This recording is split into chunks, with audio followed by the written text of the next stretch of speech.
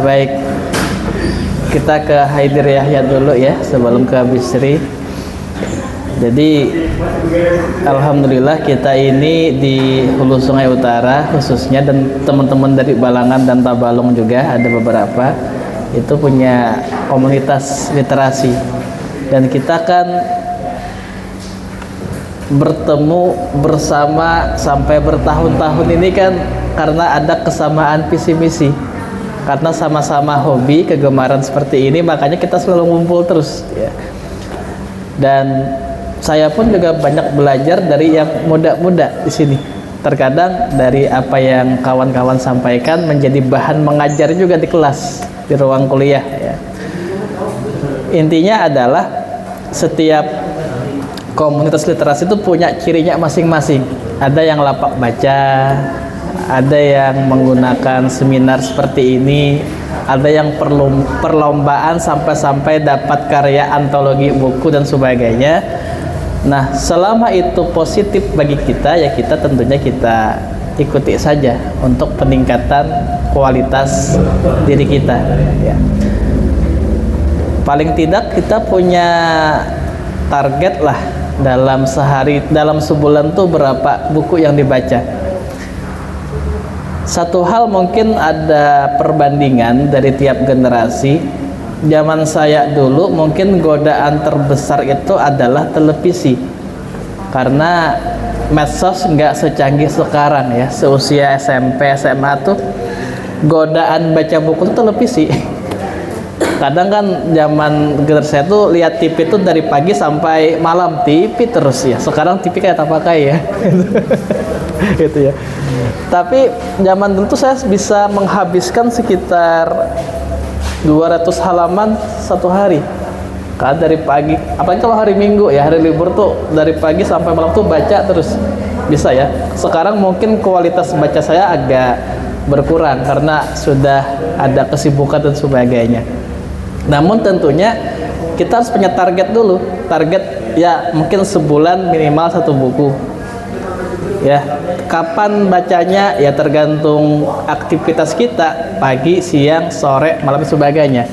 Bayangkan jika kita banyak baca, kita public speaking seperti ini, kita diskusi, maka banyak sekali bahan yang bisa kita sampaikan kepada masyarakat ketimbang yang kita mungkin punya kualitas berbicara tapi kurang informasi sehingga yang disampaikan tuh ya bolak-balik aja gitu, bolak-balik seperti itu ya. Kemudian memang kalau kita berbicara data, literasi itu mengkhawatirkan ya sebenarnya, mengkhawatirkan. Makanya saya jarang sekali menyebut data ya. Tapi kalau secara sejarah menambahkan nada tadi bahwa literasi itu pertama kali muncul di negara Indonesia itu artinya adalah melek huruf. Bagaimana program pemerintah dalam mengentaskan buta huruf. Sampai akhirnya di tahun 2010 di awalnya ya, 2010 itu melek huruf ya. Sampai puncaknya ada peningkatan, ada hal-hal yang membahagiakan. Di tahun 2017 tuh hanya sekitar 4 juta penduduk saja yang buta huruf dari sekian banyak kan. Sekarang kan BPS kan kita punya sekitar 285 juta penduduk.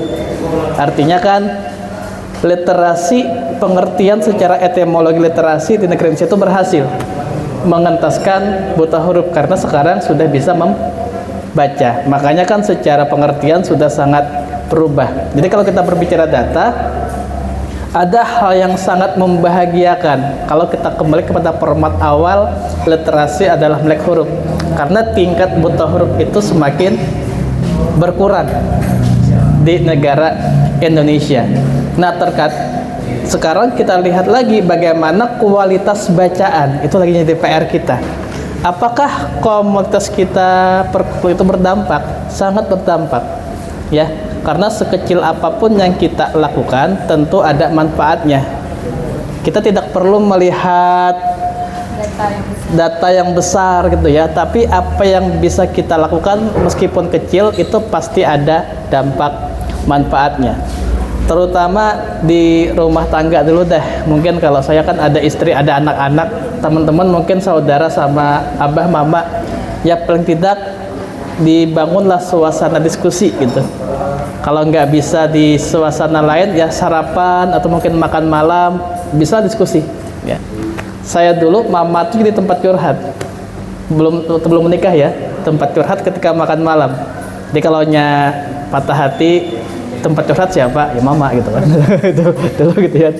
Ya mama jadi tempat curhat ya, yang menguatkan sampai termasuk almarhum kai saya dulu tuh juga jadi tempat curhat juga kan, yang menguatkan juga. Jadi ada suasana diskusi di rumah. Meskipun sekarang godaannya apa? Godaannya mungkin anggota keluarga kita sekarang tuh sama-sama sibuk dengan handphone kadang-kadang. Nah itu kalau sibuk dengan handphone, cobalah cari waktu untuk diskusi. Nanti sama Abah Hilal diskusi ya. Saya sama Abang Ahya anak diskusi juga itu. Nah jadi Bisri, intinya apapun yang kita lakukan selalu ada dampak perubahan. Nah seperti itu ya. Oke, silahkan. Nada ada mungkin tambahan? Untuk perubahan aja. Ya. Oke, mungkin kadang mau nyalain dulu banget. Nyala ya. kalau lampunya nyala udah ada. Nah, jadi untuk masalah dampak nih ya Kak ya, berbalik sedikit, kebetulan Ulun nih baru aja lulus Green Generation Kalimantan Selatan. Alhamdulillah kemarin, jadi Ulun termasuk kepengurusan di divisi Humas PP atau Humas Pemuda begitu. Dan di situ kami baru aja habis Zoom yang dimana beliau foundernya itu menjelaskan bagaimana sejarah dari Green Generation ini. Dilihat dari 4 tahun belakangan, beliau membangun komunitas non-government atau non-pemerintah yang dimana beliau umur baru 16 tahun. Baru 16 tahun dengan anggota yang belas-belasan aja, bahkan enggak aktif sama sekali. Jadi selama setahun beliau itu berusaha untuk bagaimana caranya agar komunitas ini bisa memiliki dampak. Mungkin pada awalnya beliau bilang ini cuma berdampak pada keluarga. Misalnya contohnya saja kita ambil tentang lingkungan nih ya kayak kebetulan Ulun ada sedikit ilmu tentang ini. Jadi lingkungan nih, contohnya saja ambil dari aktivitas Ulun sehari-hari di sekolahan. Jadi ketika Ulun di sekolahan, Ulun selalu membiasakan untuk melakukan membuang sampah itu pada tempatnya. Bagaimanapun misalnya teman-teman ini nyambatnya, ada apa-apa, anak di sini tuh kayak ada acil memberasihi kada gerulun. Kayak apapun caranya Ulun harus membuang ini ke tempat sampah dengan tangan Ulun sendiri. Kayak apa caranya nih Ulun yang membuat. Jadi buhan-buhan kekawanan Ulun ini melihat Ulun selama sebulan, 2 bulan melakukan itu jadi habit yang sudah terbiasa dalam Ulun. Alhamdulillah jadi baik. Terus jadi teman-teman nih merasa kayak ini nih jangan membuang ke situ, aku asa supan. Nah, kenapa aku membuang ke got jar? Kayak itu nah. Kada nyaman dilihat kayak itu nah. Akhirnya beberapa teman dekat Ulun nih akhirnya begamatan juga kada lagi membuang ke got. Sampah-sampah yang ibaratnya tuh dasar tanggung jawab buahnya itu dibuang ke tempat sampah dengan tangan mereka sendiri. Dan itu menurut Ulun dari situ kita bisa mengambil pelajaran nih bahwa apapun yang kita lakukan, benar kata Pak Irza tadi, sekecil apapun perilaku kita, tindakan kita itu bisa berdampak asalkan itu menjadi habit yang baik bagi kita agar kita tuh menjalankan terus-menerus, berusaha terus-menerus untuk memberikan dampak yang luar biasa bagi lingkungan. Kita memang nggak bisa secepat itu Kak memberikan dampak. Kita nggak bisa yang misalnya kita ini kan masyarakat biasa nih di kabupaten kita nih di hulu sungai lagi. Kita bukan orang kota yang berada di provinsi, susah banget untuk berhubungan dengan pemerintah. Jadi menurut Ulun setahun, 2 tahun, 3 tahun tidak membawa perubahan ke Indonesia itu tidak masalah. Yang penting lingkungan pian, lingkungan Ulun, lingkungan teman-teman Ulun bisa mendapatkan dampaknya itu. Contohnya saja teman-teman nih dari SLS dibangun, SLS ini kan dibangun belum setahun ya teman-teman. Kami tuh memang tidak membawa perubahan yang luar biasa. Kami memang tidak membawa hal-hal yang berdampak bagi lingkungan kami terlalu tinggi atau terlalu besar, enggak.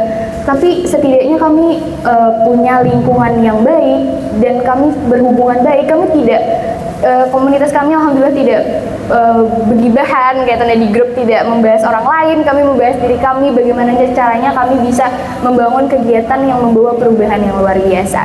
Jadi betul kata Pak Irza tadi, Ulun cuma sedikit menjelaskan lagi. Terima kasih. Yang pertama, kita patut bersyukur ya bahwa ada semacam program yang sangat positif, yang tentunya itu untuk meningkatkan kualitas sumber daya manusia, bukan hanya guru saja tapi juga para siswa. Namun tentunya sebuah program itu akan berjalan jikalau diimplementasikan dengan baik. Salah satu permasalahan mungkin yang saya lihat secara observasi, baik itu ke sekolah-sekolah maupun ke tempat-tempat perpustakaan di pedesaan, ya, distribusi buku itu masih belum sempurna. Karena kan kalau kita lihat di sekolah-sekolah itu lebih condong kepada fokus buku-buku pelajaran. Sementara kita juga perlu, atau mungkin anak-anak didik juga perlu buku-buku yang lain, entah itu buku-buku sastra, buku-buku bergambar yang memang menarik minat mereka. Nah, jadi distribusi buku juga merupakan hal yang sangat penting selain adanya program ini. Apa yang bisa kita lakukan? Mungkin sudah terpikir di kepala saya itu, kan saya tuh kalaunya apa-apa sering nyumbang buku gitu. Kalau ada kegiatan ngasih buku, kalau ada seminar ngasih buku. Itu mungkin hal yang kecil, tapi insya Allah itu akan bisa memberikan dampak yang bermanfaat. Kalau saya ke sekolah-sekolah biasanya bawa buku juga gitu, buku-buku, bukan buku-buku pelajaran tapi buku-buku cerita, novel yang tidak hanya yang saya tulis ya, tapi juga buku-buku bacaan yang lain. Nah, itu jadi sebuah program ya. Jadi kalau penyebabnya apa? Saya rasa yang pertama distribusi buku itu. Selain dari distribusi sarana yang berhubungan dengan faktor jaringan. Karena biar bagaimanapun sekarang kan kita mendapatkan informasi bukan hanya lewat buku bacaan saja, tapi kualitas jaringan, kualitas wifi yang kuat itu juga bisa meningkatkan sumber daya manusia. Tinggal digalakan saja, diprogramkan. Terkadang sarananya ada tapi digerakkan atau tidak, kan? Bukunya ada tapi diprogramkan atau tidak. Nah, salah satunya ini andai teman-teman saya yang kampus mengajar hadir, nggak ada ya. Itu mereka punya program juga seperti itu di guru penggerak kan. Sebelum masuk kelas, siswa ini membaca buku, kemudian mereka menyampaikan apa yang sudah dibaca. Nah, makanya kan ada pojok baca dan sebagainya. Kalau teman-teman ke ruangan saya di kampus itu sudah ada pojok baca juga. Kan kadang ada mahasiswa yang antre bimbingan skripsi sama saya kan. Ada saya sediakan pojok baca, meskipun belum pernah dipakai. Kata-kata kan mahasiswa datang duduk diam gitu kan, gak pakai itu. Tapi kita punya semacam strategi lah agar mereka bisa melihat buku. Mungkin melihat dulu deh, nanti lambat laun bisa mendekati tersebut ya. Jadi distribusi kualitas SDM dan tinggal digerakkan saja. Tapi kita jangan langsung pesimis saja ya. Yang penting ketika ada program ini merupakan hal yang patut kita syukuri karena sudah ada semacam program untuk meningkatkan kualitas sumber daya manusia. Itu mungkin. Ya, Kamilah ada. Ding Milah lain Kamilah ya. Marfuah ada tiapnya ulun lah. Hampir marfuah ada. Semalam juga main ada marfuah ya, main ada. Oke, baik Kak Maula. Terima kasih atas pertanyaannya. Mungkin di sini Ulun tidak bisa menjawab terlalu bagaimana, tapi ini menurut sudut pandang Ulun lah yang merasakan sebagai pelajar nih, berdiri di bangku SMA ya. Kalau masalah gerakan literasi itu memang tidak sampai sini sepertinya ya. Tidak terimplementasikan secara baik di sini, betul kata Pak Irza. Pertama ya karena buku-bukunya itu tidak menarik, yang ada di pojok baca itu tidak menarik, bahkan sekalipun di perpustakaan itu tidak ada yang menarik sama sekali. Walaupun memang sebenarnya kalau dilihat-lihat ya, ada novel tuh ada, cuman keluaran 2018, 2017 itu sudah bukan genre kami lagi gitu sebagai remaja di generasi Z ini. Selanjutnya untuk pojok baca yang ada di kelas ya Pak ya. Sepengalaman ulun lomba-lomba pojok baca itu cuman sebatas pojok baca, kita bikin pojok baca, kita bikin tulisan pojok baca, kita letakin buku udah. Kita nggak ada yang namanya kita baca 15 menit ya. Enggak, tidak ada. Bahkan dari perpustakaan sekolah pun cuman menilai, oh ini bukunya ada, oh ini tulisan pojok bacanya ada, oh ini motivasinya ada. Udah. Cuman sebatas itu, tapi tidak digalakkan dengan kebiasaan siswa-siswi. Kami cuma disuruh untuk bikin pojok baca. Cuman sebatas kamu bikin pojok baca ya, nanti kalian bikin pojok baca yang menang dapat hadiah. Udah. Nggak ada yang maksudnya kami duduk biasakan baca buku ya, enggak. Mungkin dari situ sudah ada kesalahan ya implementasi dari gurunya. Harusnya dari gurunya mungkin pertama yang namanya guru dan siswa yang pertama mengajarkan pasti dari guru. Otomatis guru yang harus memberikan aksi nyata. Dan di luar itu sekarang kita sudah tidak terbiasa melihat orang membaca buku. Kayak aneh aja gitu lihat orang baca buku apalagi di tempat umum. Karena kebetulan ulun terbiasa setiap jogging pagi di Tugu Pahlawan, habis jogging ulun ambil buku, duduk di Tugu Pahlawan setengah jam, sejam duduk sorangan baca buku berhandset. Itu orang tuh berdatang kayak lagi ulangan gitu lah ya. Pak, ini apa? Orang ngejar kayak itu. Lagi ulangan mungkin. Bahkan kayak lewat aja tuh apa yuk kayak itu, ulun tuh merasa wah tidak beres ini nih di kabupaten kita nih, tidak beres melihat orang baca buku salah gitu. Entah pas melihat orang pacaran tuh biasa ya orang, kenapa pas membaca buku tuh hina. Nah mungkin dari habit juga ya Kak. Jadi kalau nih anak-anak SLS, kita ini sebagai pelopor ya, kita sebagai pelopor kita harus bisa memberikan aksi nyata, bisa mencontohkan terlebih dahulu, sama halnya sama pernyataan ulun sebelumnya.